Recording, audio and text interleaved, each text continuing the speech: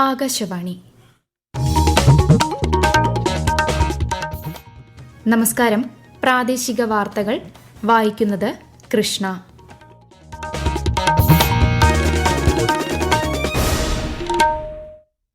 പ്രധാന വാർത്തകൾ.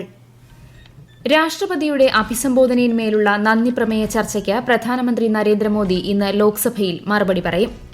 കേരളത്തിൽ നിന്ന് പുതുതായി തിരഞ്ഞെടുക്കപ്പെട്ട 3 എംപിമാർ രാജ്യസഭാംഗങ്ങളായി സത്യപ്രതിജ്ഞ ചെയ്തു. പകർച്ചവ്യാധികൾ സംബന്ധിച്ച അടിയന്തര പ്രമേയത്തിന് അവതരണാനുമതി നിഷേധിച്ചതിൽ പ്രതിഷേധിച്ച് നിയമസഭയിൽ ഇന്നും പ്രതിപക്ഷ വാക്കൌട്ട്.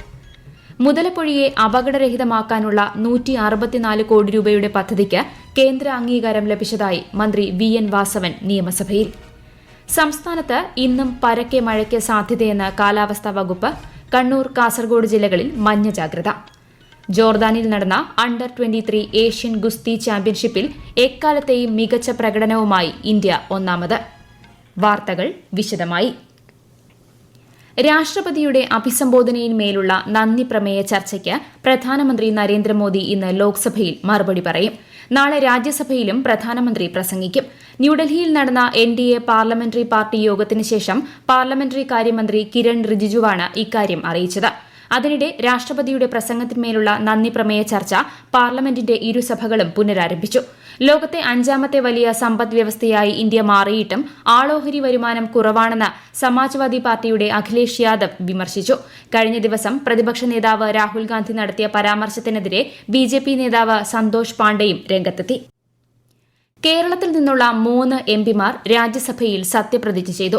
ഇന്ത്യൻ യൂണിയൻ മുസ്ലിം ലീഗ് നേതാവും സുപ്രീംകോടതി അഭിഭാഷകനുമായ Haris Beeran, Kerala Congress M chairman Jose K Mani, CPI assistant secretary PP Suneer എന്നിവരാണ് സത്യപ്രതിജ്ഞ ചെയ്തത്. മലയാളത്തിലായിരുന്നു PP സുനീറിന്റെ സത്യപ്രതിജ്ഞ. നിയമസഭയിൽ ഇന്നും പ്രതിപക്ഷ വാക്കൌട്ട്. പകർച്ചവ്യാധികൾ സംബന്ധിച്ച അടിയന്തര പ്രമേയത്തിന് സ്പീക്കർ അവതരണാനുമതി നിഷേധിച്ചതിൽ പ്രതിഷേധിച്ചായിരുന്നു വാക്കൌട്ട്. സംസ്ഥാനത്ത് മഞ്ഞപ്പിത്തം ഉൾപ്പെടെയുള്ള പകർച്ചവ്യാധികൾ പടരുന്ന സാഹചര്യം സഭ നിർത്തിവച്ച് ചർച്ച ചെയ്യണമെന്നാവശ്യപ്പെട്ട് TV ഇബ്രാഹിമാണ് നോട്ടീസ് നൽകിയത്. പകർച്ചവ്യാധികളെ നിയന്ത്രിച്ച് ശാശ്വത പരിഹാരമുണ്ടാക്കുന്നതിൽ സർക്കാർ പരാജയപ്പെട്ടെന്ന് പ്രതിപക്ഷ നേതാവ് VD സതീശൻ ആരോപിച്ചു. മലപ്പുറത്ത് ശാസ്ത്രീയമായ ഇടപെടലിന്റെ ഫലമായി മഞ്ഞപ്പിത്ത രോഗബാധ റിപ്പോർട്ട് ചെയ്ത ഇടങ്ങളിൽ സ്ഥിതി നിയന്ത്രണ വിധേയമാണെന്ന് മന്ത്രി വീണ ജോർജ് മറുപടി നൽകി. മന്ത്രിയുടെ മറുപടിയെ തുടർന്ന് സ്പീക്കർ അടിയന്തര പ്രമേയത്തിന് അവതരണാനുമതി നിഷേധിക്കുകയായിരുന്നു. സംസ്ഥാനത്തെ തീരപ്രദേശങ്ങളിൽ നൂതന സാങ്കേതിക വിദ്യകൾ ഉപയോഗിച്ച് പ്രതിരോധ പ്രവർത്തനങ്ങൾ നടത്തിവരുന്നതായി മന്ത്രി റോഷി അഗസ്റ്റിൻ നിയമസഭയിൽ അറിയിച്ചു. കടലാക്രമണം രൂക്ഷമായ 10 ഹോട്ട്സ്പോട്ടുകൾ കണ്ടെത്തി പ്രത്യേക സുരക്ഷ ഒരുക്കുന്നുണ്ടെന്നും മന്ത്രി പറഞ്ഞു. പട്ടികജാതി വിഭാഗത്തിലുള്ളവരുടെ ക്ഷേമ പദ്ധതികൾ നടപ്പാക്കുന്നതിനുള്ള പൂൾഡ് ഫണ്ട് കാലാനുസൃതമായി വർദ്ധിപ്പിക്കുന്നതിനുള്ള നടപടി സ്വീകരിച്ചു വരുന്നതായി മന്ത്രി OR കേളു അറിയിച്ചു. വിദേശത്ത് ജോലിക്കും പഠനത്തിനുമായി പോകുന്ന പട്ടികജാതി പട്ടികവർഗ വിഭാഗത്തിൽപ്പെട്ടവർക്കുള്ള ധനസഹായം കാലതാമസം കൂടാതെ നൽകുമെന്നും മന്ത്രി സഭയിൽ വ്യക്തമാക്കി. തിരുവനന്തപുരം മുതലപ്പൊഴിയെ അപകടരഹിതമാക്കാനുള്ള എല്ലാ നടപടികളും സ്വീകരിച്ചിട്ടുണ്ടെന്ന് സർക്കാർ നിയമസഭയിൽ അറിയിച്ചു. ഇതുമായി ബന്ധപ്പെട്ട് സംസ്ഥാനം സമർപ്പിച്ച 164 കോടി രൂപയുടെ പദ്ധതിക്ക് കേന്ദ്ര സർക്കാർ അംഗീകാരം നൽകിയതായി മന്ത്രി സജി ചെറിയാന് വേണ്ടി മന്ത്രി VN വാസവൻ സഭയിൽ മറുപടി നൽകി. മത്സ്യബന്ധന തുറമുഖത്തിന്റെ അടിസ്ഥാന സൗകര്യം വികസനം ഉൾപ്പെടെയുള്ള 164 കോടി രൂപയുടെ പദ്ധതി രൂപരേഖ തയ്യാറാക്കി പ്രധാനമന്ത്രി മത്സ്യസമ്പദ യോജന പദ്ധതിയിൽ ഉൾപ്പെടുത്തി നടപ്പാക്കുന്നതിനുള്ള അനുമതിക്കായി കേന്ദ്ര സർക്കാരിന് സമർപ്പിച്ചിട്ടുണ്ട്. കേന്ദ്ര സർക്കാരിലെ സാങ്കേതിക സമിതി തത്വത്തിൽ അംഗീകരിച്ചിട്ടുണ്ട്. കേന്ദ്ര സർക്കാരിന്റെ അനുമതി ലഭിക്കുന്ന മുറയ്ക്ക് പുലിമുട്ടിന്റെ നീളം വർദ്ധിപ്പിക്കുന്നതിന് ഉൾപ്പെടെയുള്ള പ്രവൃത്തികൾ ടെൻഡർ ചെയ്ത് 1.5 വർഷത്തിനുള്ളിൽ പൂർത്തീകരിച്ച് മുതലപ്പൊഴി മത്സ്യബന്ധന തുറമുഖം അപകടരഹിതമാക്കുന്നതിനുള്ള നടപടികൾ സർക്കാർ സ്വീകരിച്ചു വരുന്നു എന്ന് അറിയിക്കുകയാണ്. മുതലപ്പൊഴിയിലെ അപകടങ്ങൾ വർദ്ധിക്കുന്ന സാഹചര്യത്തിൽ കോൺഗ്രസിന്റെ നേതൃത്വത്തിൽ ഇന്നും നാളെയും രാപ്പകൽ സമരം നടത്തും. ഇന്ന് വൈകുന്നേരം 5 മണി മുതൽ നാളെ വൈകുന്നേരം 5 മണി വരെയാണ് രാപ്പകൽ സമരം സംഘടിപ്പിക്കുന്നത്. പ്രതിപക്ഷ നേതാവ് VD സതീശൻ രാപ്പകൽ സമരം ഉദ്ഘാടനം ചെയ്യും. സിവിൽ സർവീസസ് പ്രിലിമിനറി പരീക്ഷയുടെ ഫലം പ്രഖ്യാപിച്ചു. യോഗ്യത നേടിയ ഉദ്യോഗാർത്ഥികൾ മെയിൻ പരീക്ഷയ്ക്കുള്ള വിശദമായ അപേക്ഷാ ഫോറം സമർപ്പിക്കേണ്ടതാണ്. മാർക്ക്, കട്ട് ഓഫ് മാർക്ക്, ഉത്തരസൂചിക എന്നിവ പരീക്ഷയുടെ മുഴുവൻ നടപടിക്രമങ്ങളും അവസാനിച്ചതിന് ശേഷം വെബ്സൈറ്റിൽ അപ്ലോഡ് ചെയ്യുമെന്ന് UPSC അറിയിച്ചു. നാഷണൽ ടെസ്റ്റിംഗ് ഏജൻസിയുടെ പ്രവർത്തനങ്ങൾ മെച്ചപ്പെടുത്തുന്നതിനായി പൊതുജനാഭിപ്രായം തേടി കേന്ദ്ര സർക്കാർ. ഡോക്ടർ K രാധാകൃഷ്ണന്റെ നേതൃത്വത്തിലുള്ള ഉന്നതതല സമിതിയാണ് വിഷയത്തിൽ രക്ഷിതാക്കളോടും വിദ്യാർത്ഥികളോടും അഭിപ്രായം തേടിയത്. പരീക്ഷാ നടത്തിപ്പ്, സുരക്ഷ, NTA പ്രവർത്തനം എന്നിവയിൽ വരുത്തേണ്ട മാറ്റങ്ങൾ പൊതുജനങ്ങൾക്ക് ഈ മാസം 7 വരെ അറിയിക്കാം. ഇന്നലെ പ്രാബല്യത്തിൽ വന്ന 3 പുതിയ ക്രിമിനൽ നിയമങ്ങൾ ആധുനിക ക്രിമിനൽ നീതിന്യായ വ്യവസ്ഥയിലേക്ക് രാജ്യത്തെ നയിക്കുമെന്ന് കേന്ദ്ര ആഭ്യന്തരമന്ത്രി അമിത്ഷാ. ഇതോടെ ക്രിമിനൽ നീതിന്യായ വ്യവസ്ഥ പൂർണ്ണമായും സ്വദേശീവൽക്കരിക്കപ്പെടുന്നതായും അദ്ദേഹം പറഞ്ഞു. പുതിയ നിയമങ്ങൾ ഇരയുടെ അവകാശങ്ങളും വേഗത്തിലുള്ള നീതി നിർവഹണവും ഉറപ്പാക്കുമെന്നും ശ്രീ ഷാ ന്യൂഡൽഹിയിൽ മാധ്യമങ്ങളോട് പറഞ്ഞു. ഈ വാർത്തകൾ ആകാശവാണിയിൽ നിന്ന്. ഈ വർഷത്തെ വനമഹോത്സവത്തിന്റെ സംസ്ഥാനതല ഉദ്ഘാടനം മന്ത്രി എ കെ ശശീന്ദ്രൻ ഇന്ന് വനം വകുപ്പ് ആസ്ഥാനത്ത് നിർവഹിക്കും. വനമിത്ര പുരസ്കാര വിതരണം, രാജ്യാന്തര പരിസ്ഥിതി ചലച്ചിത്രമേള, അരണ്യം മാസികയുടെ പ്രത്യേക പതിപ്പിന്റെ പ്രകാശനം, സംരക്ഷിത വനങ്ങളെ സംബന്ധിച്ച കോഫി ടേബിൾ ബുക്ക്, മികച്ച നഗരവനത്തിനുള്ള അവാർഡ് വിതരണം, HAW സോഫ്റ്റ്വെയർ കൈമാറൽ, സൌജന്യ നേച്ചർ ക്യാമ്പ് ആപ്പ് ഉദ്ഘാടനം, സർപ്പ ബുക്ക്ലെറ്റ് ഉദ്ഘാടനം എന്നിവയും ചടങ്ങിന്റെ ഭാഗമായി നടക്കും. അമീബിക് മസ്തിഷ്ക ജ്വരം ലക്ഷണങ്ങളോടെ കോഴിക്കോട് സ്വകാര്യ ആശുപത്രിയിൽ തീവ്രപരിചരണ വിഭാഗത്തിൽ ചികിത്സയിൽ കഴിയുന്ന രാമനാട്ടുകര സ്വദേശിയായ 12 വയസ്സുകാരന്റെ ആരോഗ്യനില മാറ്റമില്ലാതെ തുടരുന്നു. 10,000-ൽ ഒരാൾക്ക് ബാധിക്കുന്ന രോഗമാണ് അമീബിക് മെനഞ്ചോ എൻസെഫലൈറ്റിസ്. കെട്ടിക്കിടക്കുന്ന വെള്ളത്തിൽ ജീവിക്കുന്ന അമീബ മൂക്കിലെ നേർത്ത തൊലിയിലൂടെ മനുഷ്യ ശരീരത്തിൽ കടക്കുകയും തലച്ചോറിനെ ഗുരുതരമായി ബാധിക്കുകയുമാണ് ചെയ്യുന്നത്. സംസ്ഥാനത്ത് അമീബിക് മെനിഞ്ചോ എൻസെഫലൈറ്റിസുമായി ബന്ധപ്പെട്ട് പ്രത്യേക മാർഗരേഖ പുറത്തിറക്കുമെന്ന് മന്ത്രി വീണ ജോർജ്. രോഗബാധയെക്കുറിച്ച് ജനങ്ങളിൽ അവബോധം ശക്തിപ്പെടുത്താൻ മന്ത്രി ആരോഗ്യവകുപ്പിന് നിർദ്ദേശം നൽകി. വാട്ടർ തീം പാർക്കുകളിലെയും സ്വിമ്മിംഗ് പൂളുകളിലെയും വെള്ളം കൃത്യമായി ക്ലോറിനേറ്റ് ചെയ്ത് ശുദ്ധമാണെന്ന് ഉറപ്പാക്കണം.